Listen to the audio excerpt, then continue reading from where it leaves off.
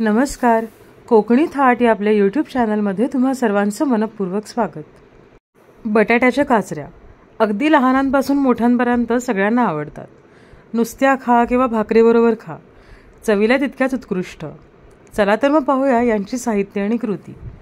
तर या ठिकाणी मी इथे बटाटे घेतलेत आणि दाखवलेत ना व्हिडिओमध्ये त्याप्रमाणे चिरून घेतलेत. अगदी बारीक नाही आणि अगदी जाडसुद्धा नाही.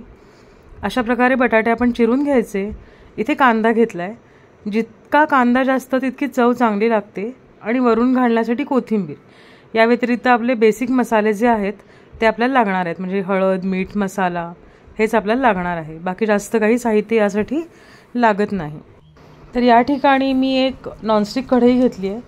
काचऱ्यांमध्ये आपण पाणी वगैरे घालत नाही, त्याच्यामुळे शक्यतो जाड बुडाची नॉनस्टिक अशीच कढई घ्यावी. त्याच्यामुळे काचऱ्याखाली चिकटत नाहीत आणि करपत नाहीत. त्यामध्ये मी तेल घातलं आहे. तेल घालून झाल्यावर त्यामध्ये आपण मोहरी तडतडून घ्यायची. मोहरी तडतडली की त्यामध्ये कढीपत्ता घालून घ्यायचा. आवडत नसेल तर नाही घातला तरी चालेल.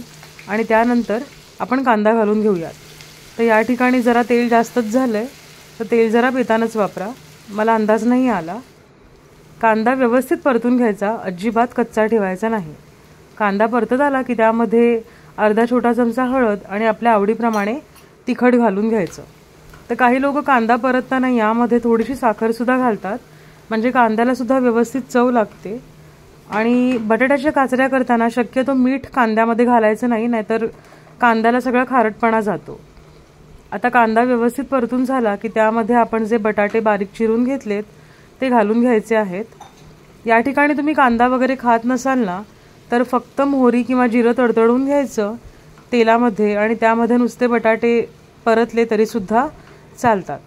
तर बटाटे अगदी व्यवस्थित 1-2 मिनिटं परतून घ्यायचे आणि चवीप्रमाणे मीठ घालून घ्यायचं. तर हे बटाटे शिजवताना याच्यामध्ये आपण अजिबात पाण्याचा वापर करणार नाही आहोत.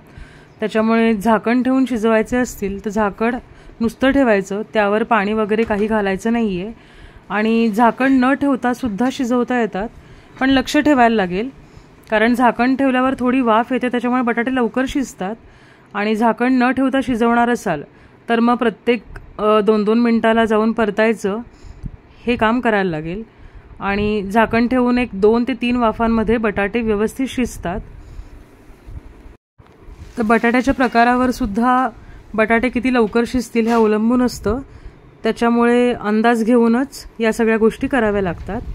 तर या ठिकाणी एक 2 ते 3 वाफा काढल्यानंतर तुम्ही बघू शकता की व्यवस्थित बटाटे शिजलेले आहेत. इथे तेल जरा जास्तच झालं आहे माझ्याकडनं, पण तुम्ही बेतानेच घाला. बटाटे शिजले की यावर हिरवीगार कोथिंबीर भुरभरून घ्यायची. जर आवडत असेल तर ओलं खोबरं देखील थोडंसं घालून चालेल. तर अशा प्रकारे आपल्या बटाट्याच्या ज्या काचऱ्या आहेत त्या तयार झालेल्या आहेत. तुम्हीसुद्धा अशा प्रकारे काचऱ्या नक्की करून पहा. रेसिपी आवडली असेल तर मला नक्की सांगा आणि आपल्या कोकणी थाट या यूट्यूब चॅनलला नक्की लाईक आणि सबस्क्राईब करा. धन्यवाद.